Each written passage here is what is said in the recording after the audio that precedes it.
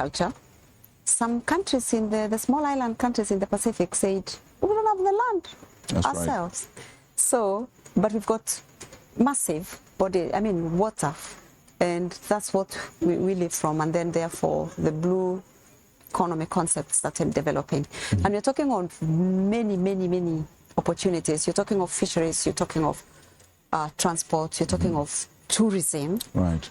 And it begins, it's mind-boggling of what you can do. You can do controlled development, for example, aquaculture. Aquaculture. Farming fish, or you can get the wild fish. Big potential. Then also the ocean is one, if you could say. And there are some specific features that give us, let me say, advantages. For example, if you think of the wild beast migration, would you believe that when that one is happening on land, there is another even bigger migration happening on land because of our geographical positioning and along in our waters at certain times of the year, because of the way the world is, there is an upwelling conditions that bring us fish from as far away as even Australia. There's another migration. So we are on that path. So the path, yes. You're talking sports fishing, you're talking of food security, a lot of things that we could do with that. But again, let me say that it takes a lot of issues to put it all together. We're talking of governance issues. You're talking of an area that is 65% of that ocean is under no man's jurisdiction. And that's where the law, the cooperation, international cooperation on a grand scale must take place. Yes.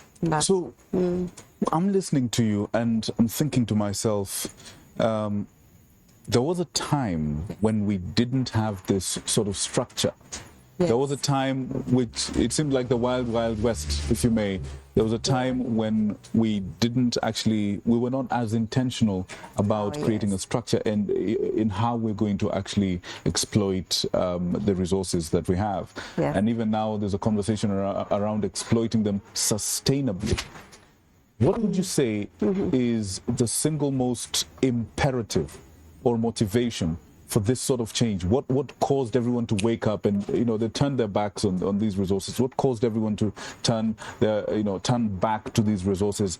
And where would you say we are right now as a country? I think you could say that the realization came up on us gradually, particularly as a country, as a region, because there's only so much that you can get from the land, and it doesn't make sense to keep such an idle resource for long. Look at us with a youth bulge and land resources shrinking, and with all the potential in the sea. How can you not? Absolutely. Can we not? Absolutely. Take advantage of that? And then with the push, or rather the global community now coming up with structures and the realization that, yes, this is, by the way, it's been called the last unexplored frontier.